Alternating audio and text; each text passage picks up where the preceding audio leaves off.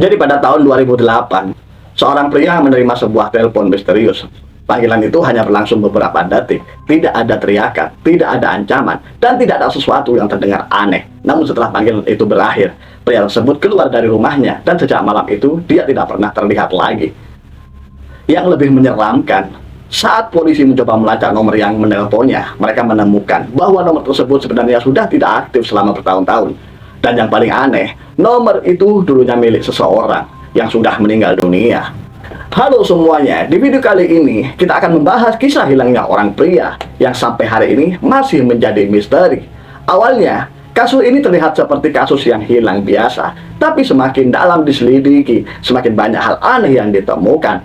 Jika kalian menyukai cerita yang aneh, gelap, dan misterius yang disajikan dalam format cerita, maka kalian telah datang ke tempat yang tepat. Karena itulah yang saya lakukan di sini.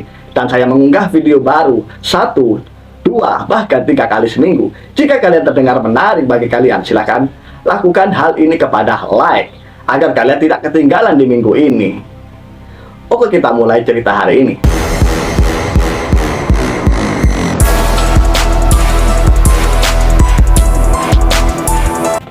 Jadi pria ini bernama Andrian, usianya 32 tahun. Dia tinggal sendirian di sebuah apartemen kecil di pinggiran kota.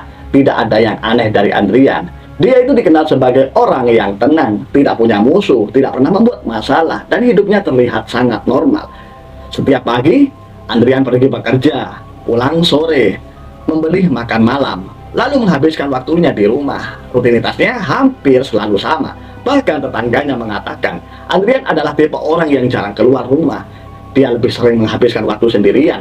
Namun beberapa minggu sebelum menghilang, sesuatu yang mulai berubah. Teman-temannya mulai menyadari, Andrian terlihat lebih pendiam dari biasanya. Kadang, dia seperti melamun, dan beberapa kali dia terlihat seperti ketakutan melihat sesuatu. Tapi setiap kali ditanya, Andrian selalu menjawab, "Aku nggak apa-apa."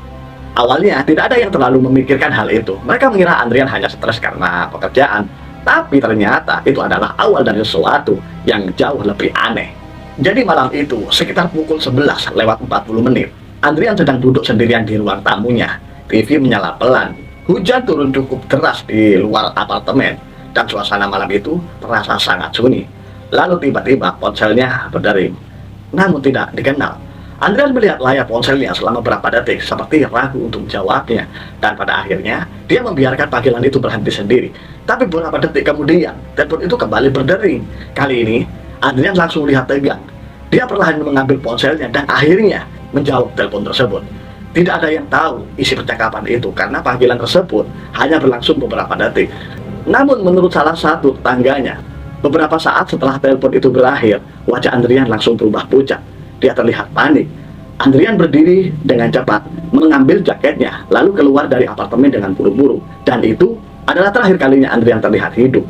Pada keesokan paginya, keluarga Andrian mulai panik. Karena biasanya Andrian selalu menghubungi ibunya setiap pagi. Tapi hari itu, tidak ada kabar sama sekali. Teleponnya tidak aktif, pesannya tidak dibalas. Dan tidak ada orang pun yang tahu Andrian pergi kemana. Polisi akhirnya datang ke apartemen. Namun anehnya, semua terlihat normal. Tidak ada tanda perkelahian, tidak ada darah, tidak ada pintu rusak, tidak ada barang yang hilang. Dompet Andrian masih ada, laptopnya menyala, bahkan secangkir kopi yang dia buat malam sebelumnya masih berada di atas meja. Seolah-olah Andrian pergi secara mendadak. Polisi lalu memeriksa CCTV apartemen.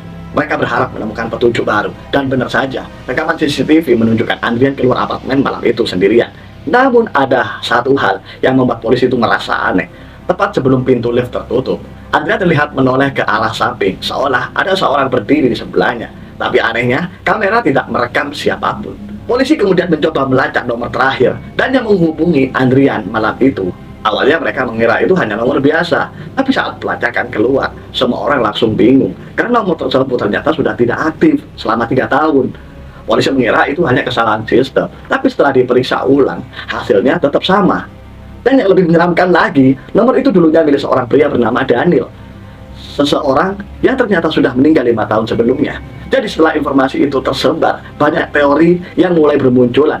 Ada yang percaya Andrian mengenal Daniel, ada juga yang percaya Andrian mengetahui sesuatu yang tidak seharusnya dia ketahui. Namun teori paling menyeramkan datang dari seorang wanita tua yang tinggal di lantai yang sama dengan Andrian. Wanita itu mengaku, malam sebelumnya Andrian menghilang. Dia mendengar Andrian bicara sendirian di lorong apartemen seperti sedang berbicara dengan seseorang. Padahal saat dia melihat keluar, lorong itu kosong. Jadi beberapa hari kemudian, polisi akhirnya menemukan mobil Andrian. Mobil itu berada di dekat sebuah hutan, sekitar 20 km dari apartemennya. Mobilnya terkunci, tidak ada tanda kerusakan, dan tidak ada tanda bahwa terjadi perkelahian di sana. Namun di dalam mobil tersebut, polisi menemukan sesuatu yang membuat kasus ini semakin aneh. Di kursi depan, terdapat ponsel milik Andrian. Dan di layar ponsel itu terdapat satu panggilan terakhir dari nomor misterius yang sama.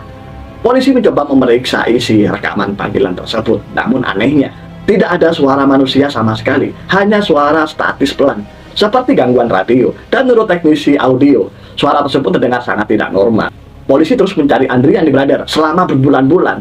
Hutan disisir, danau diperiksa, CCTV dianalisis, tapi tidak ada hasil, tidak ada tubuh, tidak ada jejak, tidak ada saksi baru, tidak ada petunjuk tambahan. Seolah-olah Andrian benar-benar menghilang begitu saja. Dan sampai hari ini, kasus tersebut masih belum terpecahkan. Ada yang percaya Andrian sengaja kabur, ada yang percaya juga dia dibunuh, dan ada juga yang percaya telepon malam itu bukan berasal dari manusia. Tapi apapun kebenarannya, satu panggilan singkat berhasil membuat seorang pria menghilang tanpa jejak. Dan mungkin beberapa panggilan memang tidak seharusnya dijawab.